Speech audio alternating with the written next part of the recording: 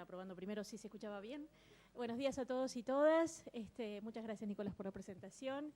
Quiero, en primer lugar, agradecer mucho la invitación a estar trabajando hoy aquí con ustedes, en especial a Nidia Viscardi y a todo el personal del programa de convivencia. Para mí es muy grato siempre estar en Montevideo, me encuentro mucho con amigos que me convidan mate. Y la verdad que venir y enterarme en qué cosas están trabajando, de qué manera están avanzando sobre problemas que suelo encontrar como muy comunes, es para mí muy necesario siempre. Así que agradezco mucho la posibilidad de estar haciéndolo hoy aquí. Lo que yo he traído hoy para conversar con ustedes tiene que ver con pensar qué está pasando con nuestra escuela secundaria, los liceos para ustedes, en el contexto en el que en la región se ha impulsado la universalización del nivel secundario y qué pasa con la matriz característica de esas instituciones, lo que solemos llamar la gramática de esas instituciones, cuando los sectores sociales que entran en ellas son distintos de aquellos con los cuales esa escuela trabajó, y de qué manera, aun cuando hay posiciones que buscan entrar en diálogo con un sujeto distinto de aquel con el que solían trabajar, aún en esas posiciones hay una fragmentación de ese vínculo que yo fui llamando ellos-nosotros, que me gustaría explorar. Tal vez es una entrada un poco colateral a la cuestión de la convivencia, pero me parece que es una condición necesaria ver de qué manera las instituciones reciben, alojan, miran, reconocen a los jóvenes, a partir de lo cual se generan muchos aspectos de la cotidianeidad de la escuela que remite a los vínculos que allí se desarrollan. Por eso, en los últimos años, la situación de la escuela media ha sido objeto de innumerables debates. Los diagnósticos más extendidos tienden a hablar de una referencia a la pérdida de funciones. Hay una mirada muchas veces nostálgica sobre una escuela que parece haber sido gloriosa. Paradojalmente, digo esto en mi país, ustedes me dirán si aquí eso resuena o es distinto, esa misma escuela que nosotros transitamos y de la que éramos muy críticos y hablábamos de su enciclopedismo y de su falta de conexión con la realidad, etcétera, de pronto ahora, adultos, años después, nos ponemos a mirar de una manera bastante glorificante aquella experiencia, a veces esa nostalgia, porque también es hablar de una escuela en la que nosotros estábamos, no nos permite siempre ver las dificultades que esa escuela tiene en su largo despliegue, y a veces la opción más rápida es una cuestión restitutiva a aquella escuela gloriosa, cuando en realidad tenemos la mitad de la biblioteca que nos habla de todas las dificultades que aquella escuela tuvo. Entonces, muchas veces estos elementos entran en escena acerca de aquella idea de la pérdida que la escuela está mostrando. Las investigaciones también constataron numerosas transformaciones en las formas de hacer de las escuelas. De hecho, decir hoy la escuela dice bastante poco, porque hay una diversidad notable en los modos de trabajo cotidiano, pero también de los sentidos atribuidos por docentes y alumnos al paso que por ellas, así como por las características que asume la experiencia escolar en el mundo contemporáneo. Lo que voy a contarles a raíz de una serie de testimonios que voy a ir mostrando que tienen que ver con una investigación llevada adelante por muchos años. Entonces voy a arrancar con una serie de testimonios de los años 2004, 2005 de la Argentina, en lo que es un momento de fuerte crisis, donde todavía la Argentina estaba tratando de salir de esa crisis, y entonces el impacto de la pobreza y de la segmentación social es muy marcado. Después los testimonios de los años más cercanos, por suerte, mejoran bastante, aunque por supuesto hay todavía mucho que resolver. Pero nos interesó en ese trabajo de investigación, sobre todo, poner la mirada en los vínculos intergeneracionales, inclusive a veces en los intrageneracionales, en la institución escolar, como una manera de repensar temáticas como la convivencia, la ciudadana, en relación, por ejemplo, con el uso de las nuevas tecnologías, también a la luz de las tensiones, conflictos y también acuerdos y espacios de construcción compartida entre alumnos y docentes en un momento de ampliación, todavía no decimos universalización, pero de ampliación de la matrícula del nivel. Voy a trabajar sobre todo con testimonios de directivos de escuelas distintas, de distintos lugares de la Argentina, de la provincia, de la ciudad de Buenos Aires, pero también de la provincia de Neuquén y la de Salta, que son provincias distantes en el norte y en la Patagonia. Y hay algo que está implícito en lo que voy a mostrar, y es que la percepción de los directivos sobre quiénes son sus alumnos, los alumnos de la escuela y quiénes pueden ser los alumnos de la escuela, qué rol tiene la comunidad y qué tipo de puentes con la cultura debe llevar adelante la escuela que ellos dirigen, modela, configura y establece fuertes marcas sobre las decisiones que promueven determinadas experiencias de formación para los jóvenes que asisten a ellas. Así, un elemento conceptual central para nuestro análisis es el carácter performativo del lenguaje, al decir de un clásico trabajo de John Austin, los actos performativos deben ser considerados en términos de su eficacia, de su éxito o fracaso y de los efectos que producen.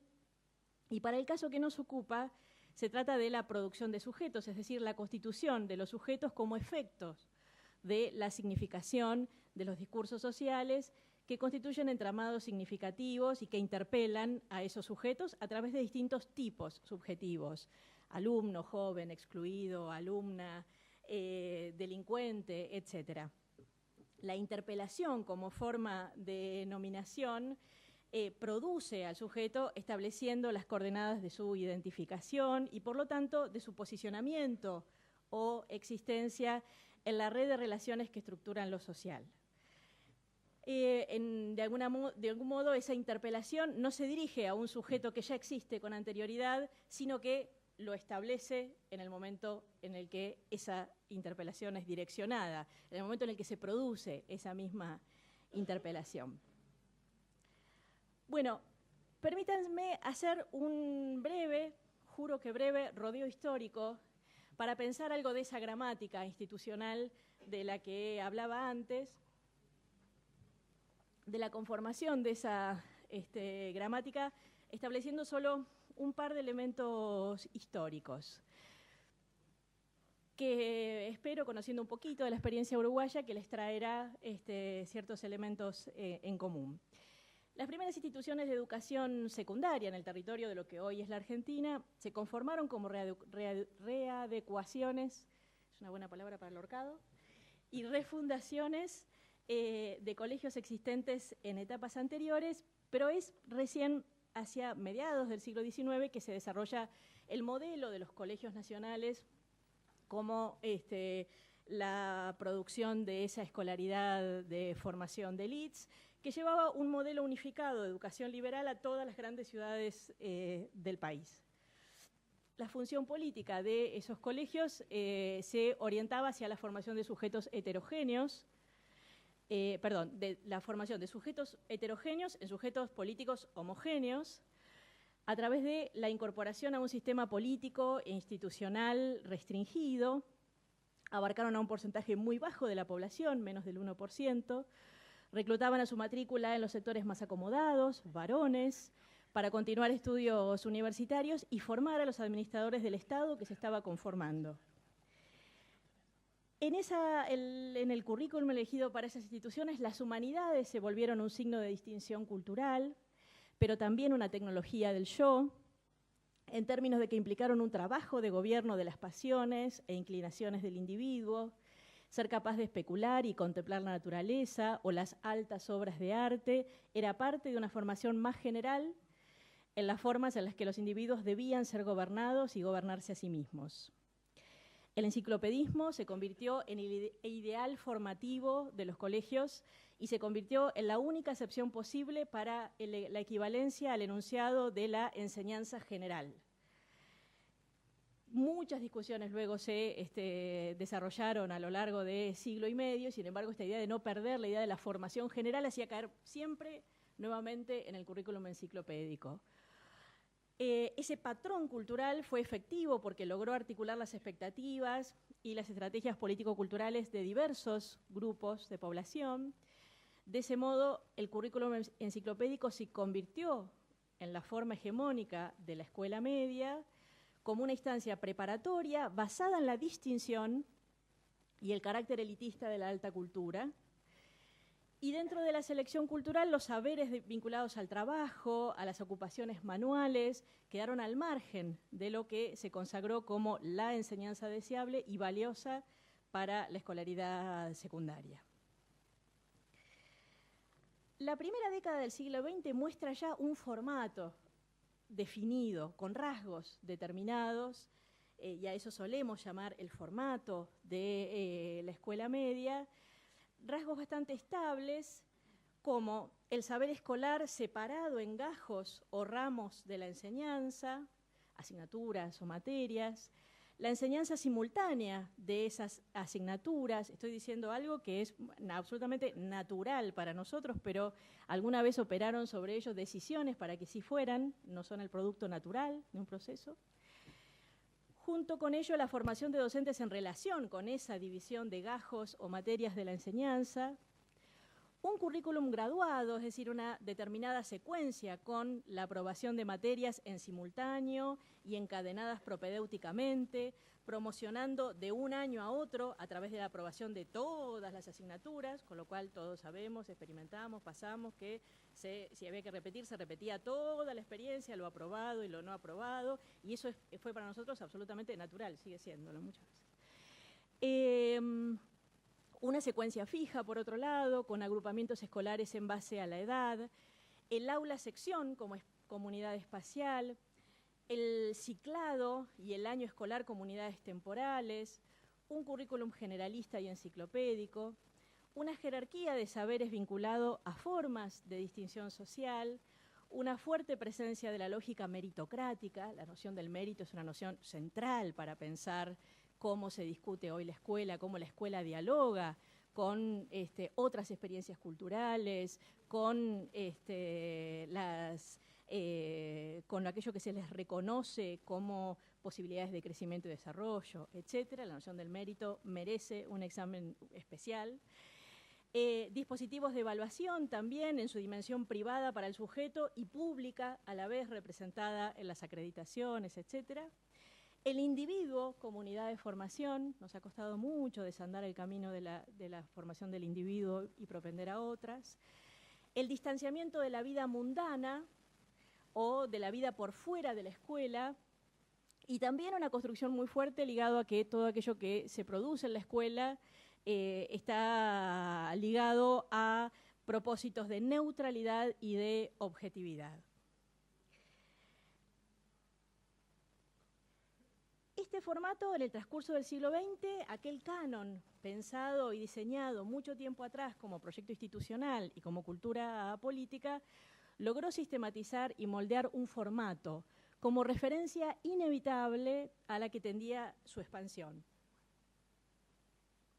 La dinámica logró encontrar un cauce para masificarse, pero a la vez mantener uniformidad respecto de funciones, formas de institucionalización y funciones sociales y políticas.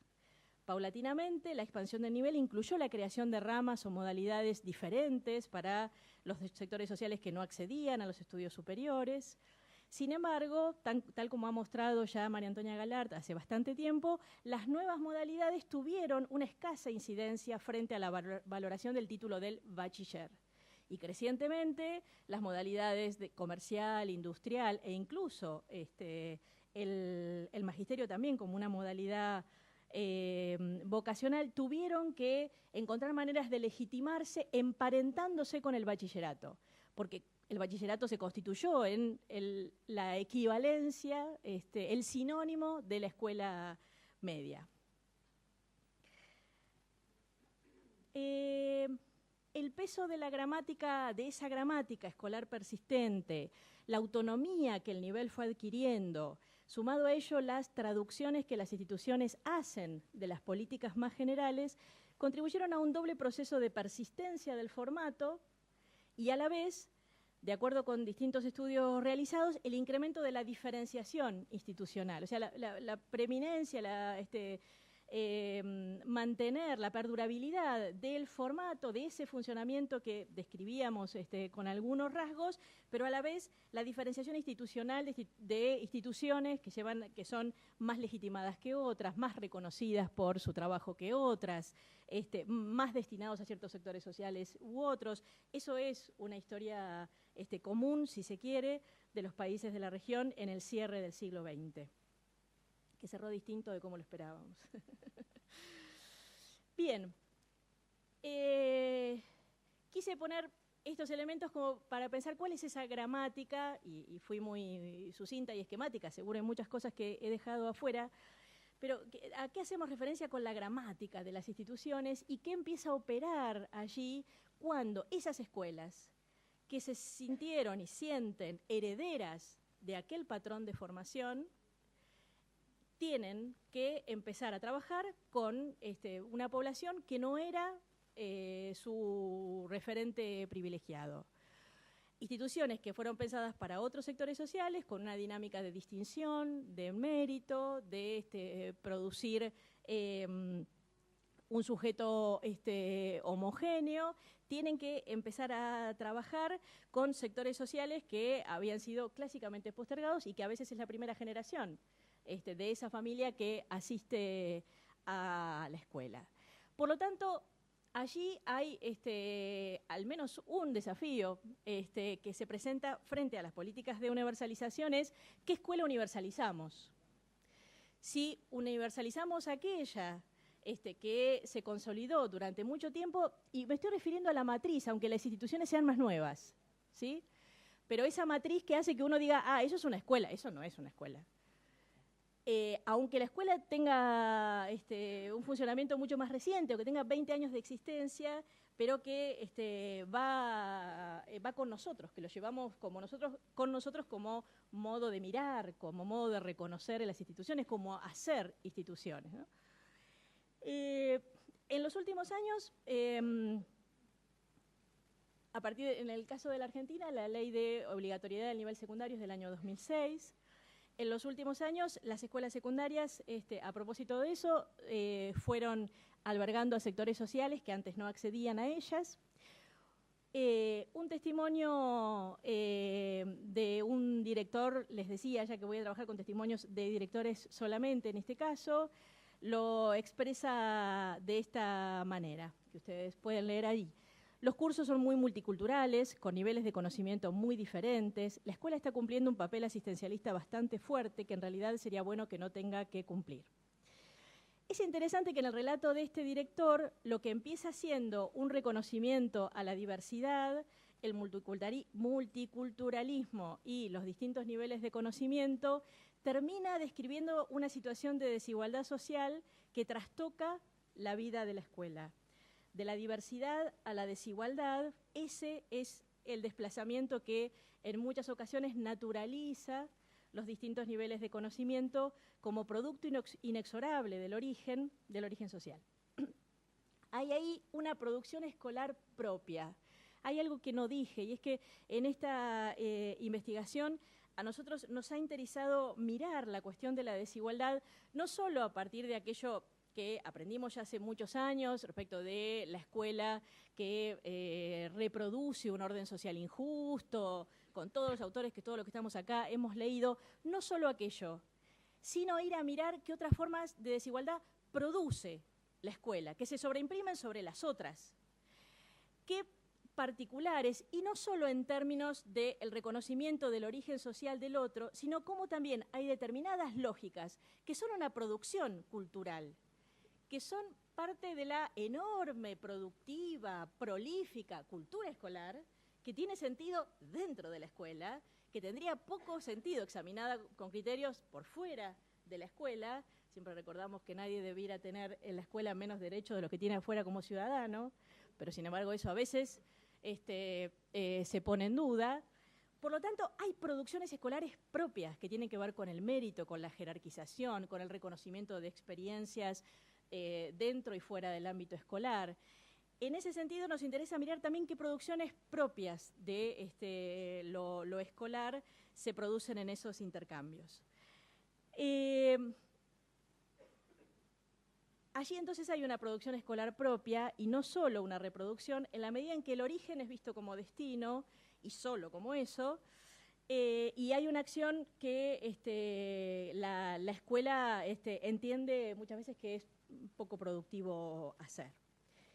La otra cuestión que plantea el testimonio de ese director, digo director genéricamente, estoy poniendo en una misma denominación a directores varones y mujeres, perdón por eso. La otra cuestión que plantea ese relato es la perspectiva de la organización institucional para dar cabida a otros consumos y prácticas culturales. No es un dato menor para instituciones que se sentían herederas de la tradición de aquella escuela que formaba para la élite.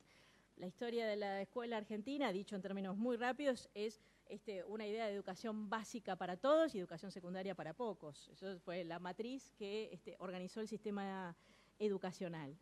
Y uno sigue encontrando. De hecho, cuando se aprobó la ley que establece, entre muchas otras cosas, la obligatoriedad de la escuela secundaria, hubo mucha discusión en sala de maestros, en sala de profesores, en los pasillos de las escuelas, si realmente la escuela tenía que ser para todos. Mucha gente puso en discusión y en ese sentido, una vez más, el Estado hizo contracultura. Muchas veces decidió dar un paso o algunos pasos más adelante de lo que sectores de la población tal vez no hubieran suscripto tan claramente. Bueno, más allá de la necesidad de dar, de comer, de distribuir ropas y de otros aspectos que ocuparon a las escuelas de esos años, digo, de nuevo estoy diciendo que es una Argentina anterior a la asignación universal por hijo, anterior a los programas de becas, es una Argentina de 2004-2005, la de estos testimonios, después vamos a avanzar sobre otros años. Pero allí se instala fuertemente eso y vale cuestionarse si ese asistencialismo no se instala como un lugar de desigualdad irremediable, donde cuidar a los pobres, a los desvalidos, a los enfermos, es una acción que puede condenar a los otros a permanecer eternamente en esa situación que se juzga inferior. Habría que preguntarse en ese caso si la compasión que se enuncia no conlleva en el fondo también cierto desprecio y no le otorga ninguna dignidad, ninguna condición equiparable al sujeto que se hace la deferencia de cuidar.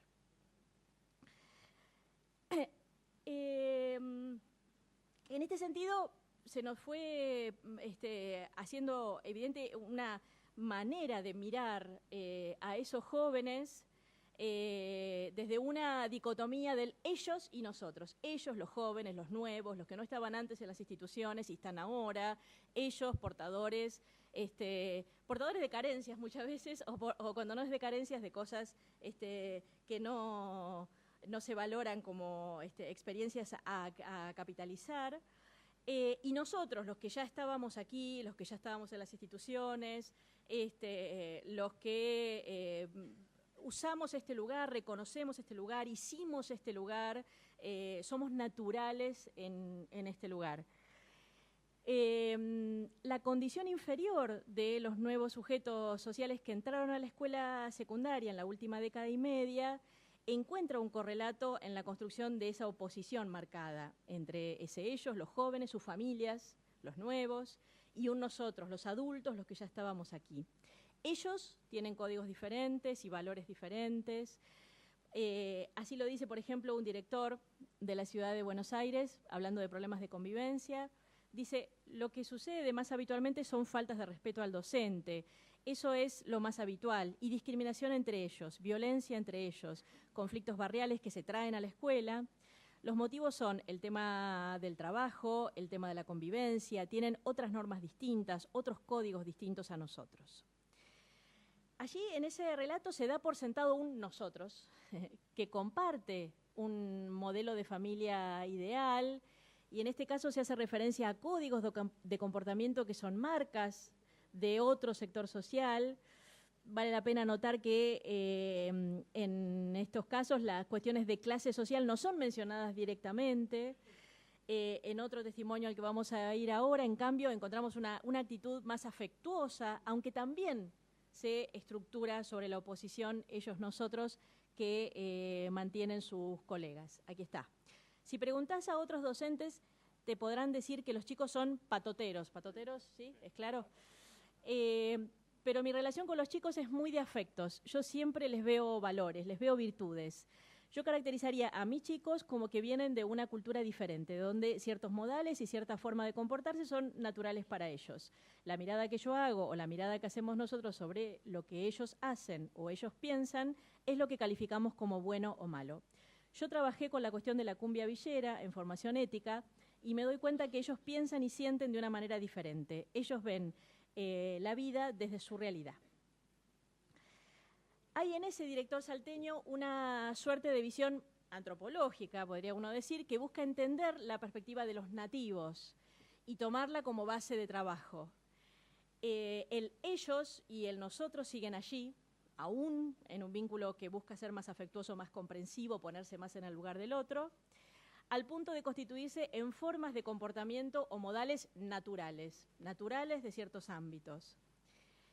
Esa voluntad de entender al otro al mismo tiempo y en la misma acción retórica que lo proclama, lo aleja como otro, también se evidencia en otro testimonio, esta vez de un director de una escuela que atiende a sectores menos desamparados. Pese a que no hay tanta discontinuidad en los sectores sociales de profesores y alumnos, sigue persistente una visión de mundos separados y opuestos.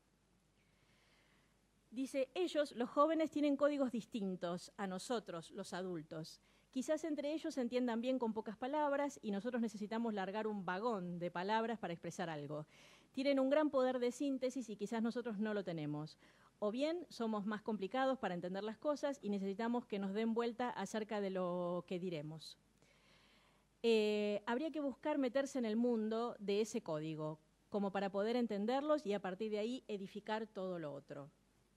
Tanto en el director anterior, el salteño, como en este último caso, pueden encontrarse marcas de fuertes pedagogías constructivistas, podríamos decir, que sostienen que el punto de partida de la acción educativa es lo que el alumno trae y que ello debe ser recuperado y retrabajado en el aula.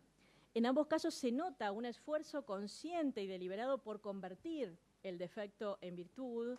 Los modales, las palabras entrecortadas, son productos de mundos que no conocemos, de mundos otros a los que se les sospecha algún valor. Si esa actitud parece más democrática y abierta a la descalificación lisa y llana, a la que son sometidos muchas veces otros jóvenes, sobre todo de los sectores más marginados, también cabe alertar sobre el hecho de que sigue fundándose en una oposición taxativa de mundos, en el que hay una extranjerización de los nuevos, puestos en el lugar del otro, del extranjero, del desconocido, y nuevamente encontramos ahí una producción escolar propia, una incorporación de lenguajes y categorías psicológicas, de la teorización pedagógica, etcétera. Tal vez sea gente, por ejemplo, muy actualizada y muy formada, pero esas categorías que nosotros de la pedagogía hemos propuesto y demás, a veces también son leídas en función de esa matriz de oposición y de jerarquías sociales y culturales taxativas. No sé cómo voy de tiempo, Nicolás, no controlé mucho, perdón. ¿Tengo un ratito más? ¿Estoy bien? Bien.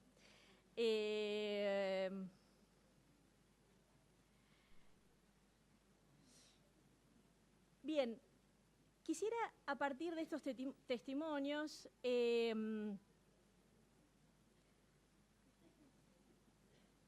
pensar en cuál es el lugar de la escuela.